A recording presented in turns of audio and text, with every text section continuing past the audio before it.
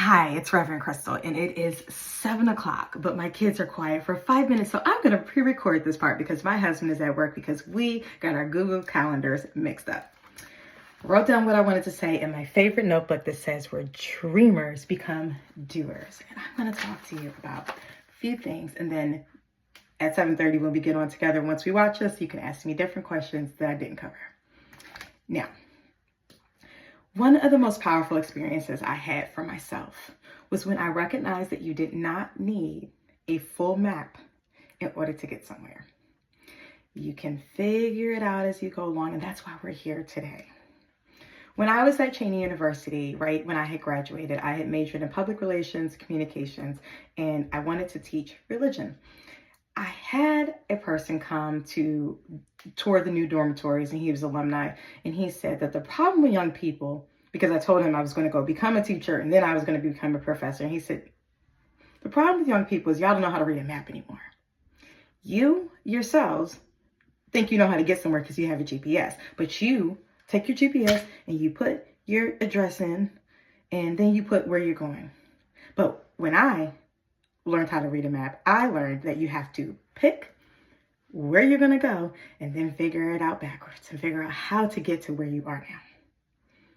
And so I went on and I got my degree in religion, and I became Unitarian Universalist very soon after I got there. And I started going locally to see Tara Brach, who is a wonderful Buddhist practitioner that is psychology and Buddhist together, because she was a psychologist while she's already Buddhist.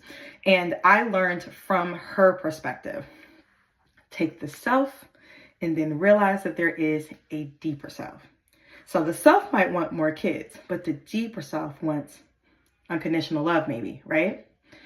I myself, as a Black woman, the self might want another degree, but the deepest self might want affirmation and to not be bored or to figure out what's next and to replace it with something else. And so sometimes we focus on a goal as if something out there is going to give us something in here, versus figuring out how we want to feel in here and thinking about what will go in our map to help us bring it in here, right?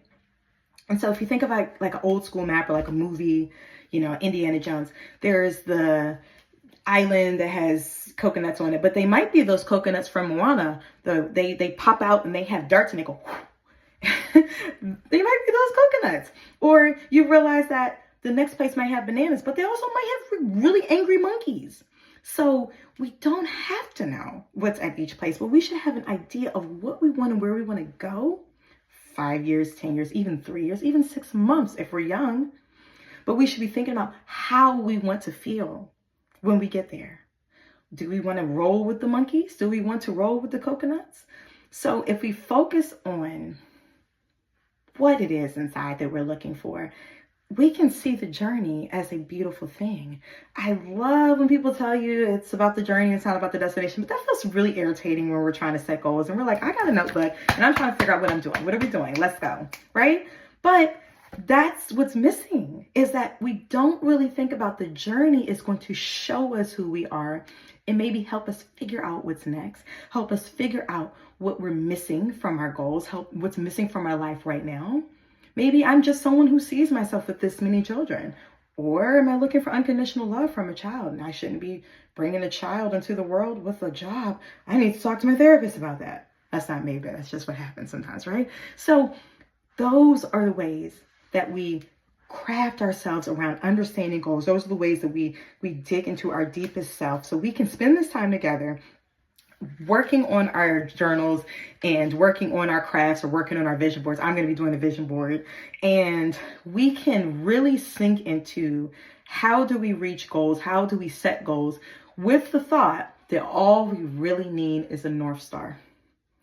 All we really need is a focus of who and what and why we are doing what we do. If you believe in higher power, if you believe in universe, ancestors, something that anchors you, because all we need is a North Star and an anchor, or anchor and a North Star, however you see it, anchor, North Star, something to ground you. So when you say you're on a path and you're trying to reach a goal, but it just does not feel right, or you feel like you're well over something when you're there, you say, but I wanted this and I'm here.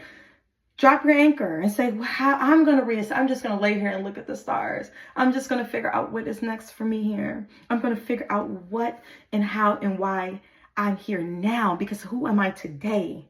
And who I am today might have been someone different than when I left the harbor. So all we need is an anchor and a North Star. And if we are Unitarian Universalists, we are able to really recalibrate and rethink about what all of those things are for us.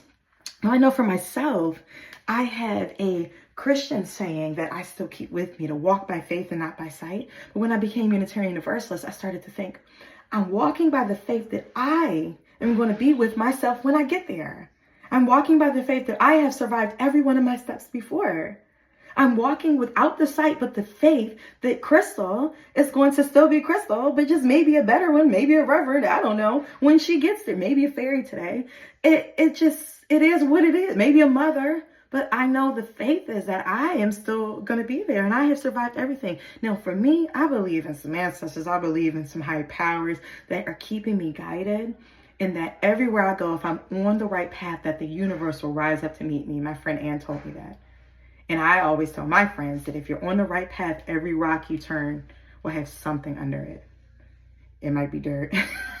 It might be water. It might be a little sign that says, keep going. But if you're on the right path, there will be signs. There will be things. And I hope that as you use, we can believe in miracles. Wouldn't it be fun to believe in miracles?